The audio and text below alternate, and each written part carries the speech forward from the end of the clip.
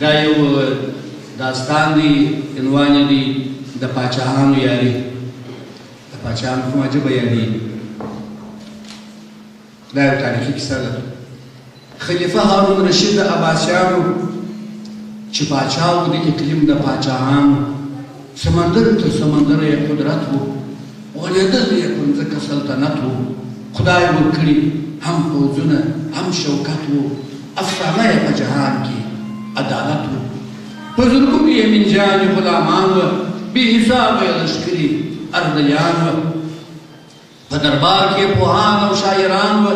ورته جمع عالمان او ملایان وه کال په کال یې کړل جنګونه غزاګانې ښار په ښار یې جوړولې خلاګانې په شل کاله کې یې وکړل شل حجونه په سلګونو یې آباد کړل رباطونه نیمه شپه یې همیشه کول نفلونه په سجدو یې کړل ستړي محرابونه ورسره هوښیار وزیر نوم یې جعفر و د برمک له خاندانه بختور و په هر علم او هنر کې وروزلي بل مور داسې زوی نه و زېږولی په ښایست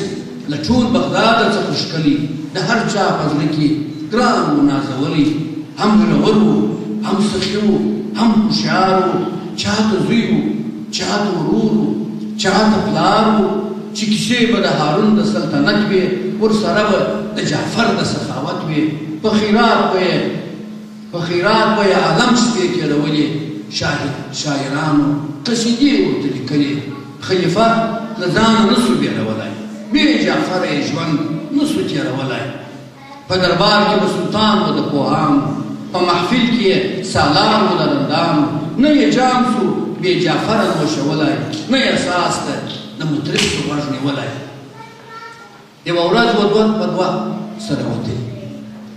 یوه ورځ و دوه په دوه سره وتلي لاس په لاس د مڼو باغ ته ورغلي یوه ونه د رڼو اوبو پر غاړه د چنار په شانې جګه ولاړه له مېوې یې لوړې څانګې زنګېدلې د یاقوت په څېر مڼې په زړېدلې پاچا وکتل د لوړو څانګو لور ته اشتها یې د تازه مڼو سوه کور ته چې په خپله یې مڼې وای راشکولي ده او ګران وزیر په دواړو وای خوړلي چې یوازې یې وزیر وي او سلطان وي او د درختې تر سایې لاندې سیوان وي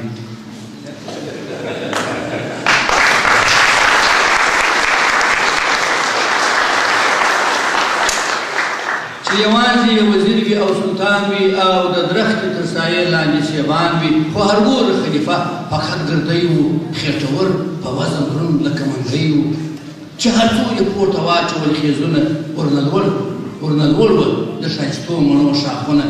پر اوږو یې جعفر سپور کړ دی تر لاندې هغه لاس کړ یاقوتي مڼو ته وړاندې هم جعفر هم خلیفه دواړه خندله تماشه یې سلطاني باغوان کوله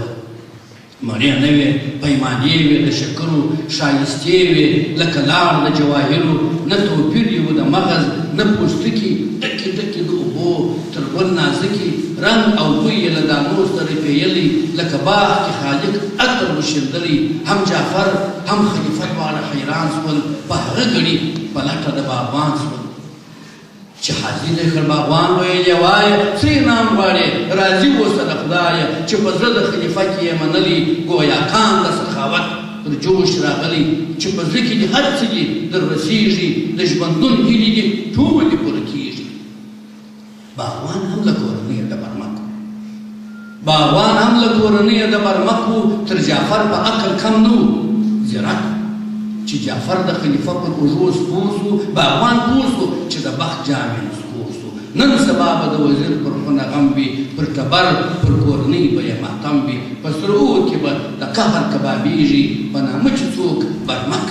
نه خلاصېږي پر اوږو د خلیفه چې څوک سپرېږي عاقبت به له دې هسکه څخه لوېږي بقا نه لري دوستي د زورورو لیرې بویه له سایې د ستمګرو باور نسته په یاري د پاچاهانو وفا نه لري خاموش د واکمنانو چې تر پل یې اوښتي سخاوت وي په زر چرده یې ستم او قساوت وي سرحد نه لري غضب د سلطانانو غږ یې نه اوري فریاد د ماشومانو باغوان سر پر سجده ولوېدې سلطان ته لاس یې پورته په دعا کړ پاک سبحان ته ویل زما د سر امان دې وي څښتنه د اسلام په قلمرو کې ستر واکمنه خدای دې مه کړه زموږ له سره لیرې سیوري په هر ځای کې دي دښمن غواړم بختوري یو فرمان که راته ولیکې سلطانه یو فرمان که راته ولیکې سلطانه چې زه نه یم د برمک له خاندانه نور نه لرم ارزو ستا له درباره تل دې غواړم تاج پر سر له لوی باداره د جعفر سترګې د قهر ورته سرې شوې له غضبه یې پر مخ ماتې خولې شوې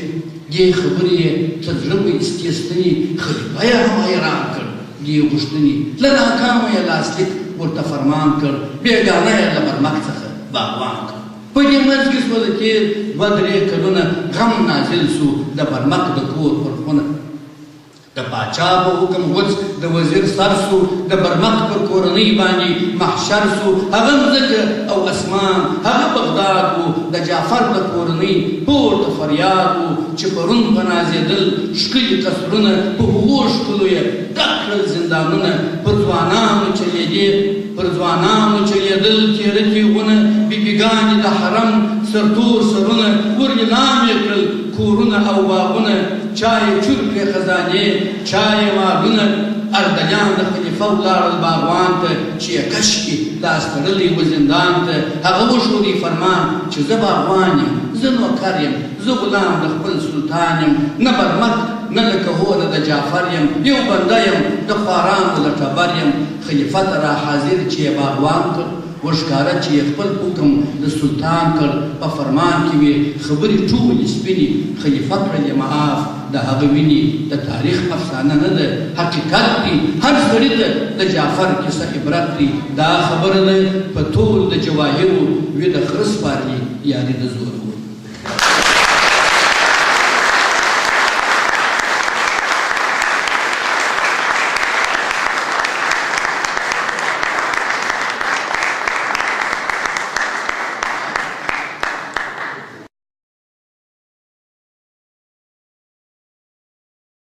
سپور کړ دی تر لاندې هغه لاس کړ یاقوتي مڼو ته وړاندې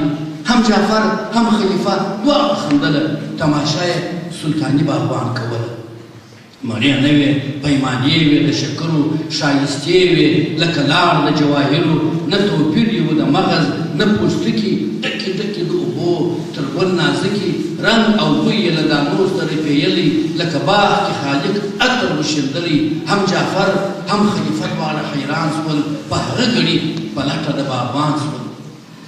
چې حاضر یې کړ باغوان ویل یې وایه څه انعام غواړې راضي اوسه د خدایه چې په زړه د خلیفه کې یې منلي ګویاکان د سخاوت پر جوش راغلی چې په زړه کې دې هر څه دي در رسېږي د ژوندون هیلې دي ټولې پوره کېږي باغوان هم له کورنۍ د برمکو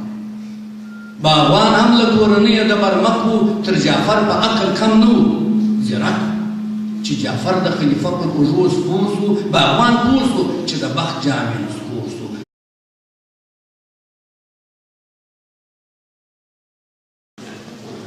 دا یو داستان دی عنوان یې دی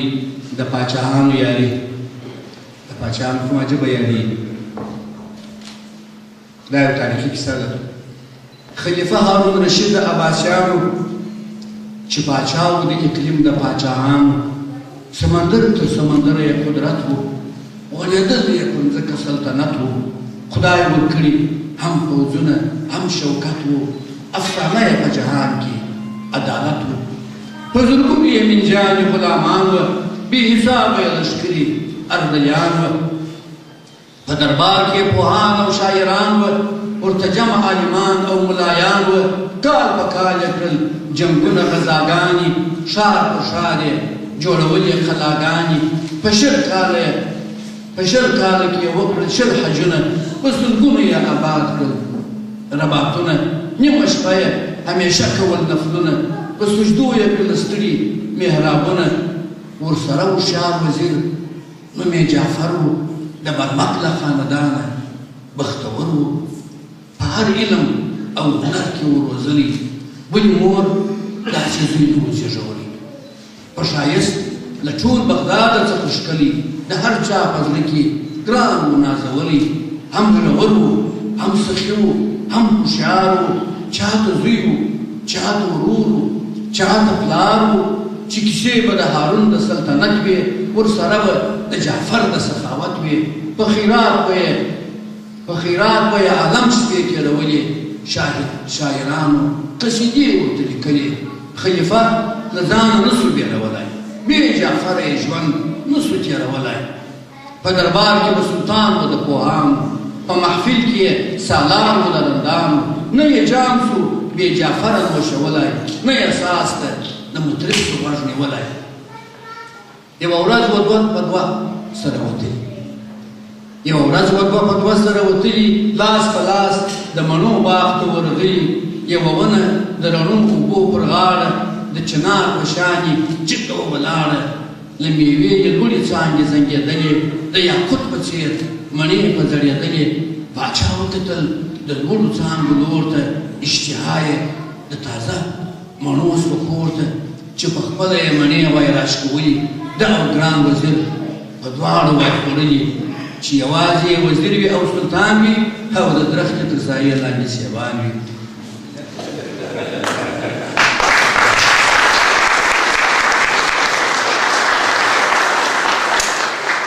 چې یوازې یې وزیر وي او سلطان وي او د درختې تر سایې لاندې سیبان وي خو هرګور خلیفه فقط ګردی و خېټور په وزن دروند لکه منګی و چې هر څو یې پورته واچول خیزونه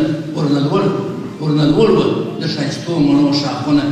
پر اوږو یې نن سبا به د وزیر پر خونه غم وي پر ټبر پر کورنۍ به یې ماتم وي په سرو کې به د قهر کبابېږي په نامه چې څوک برمک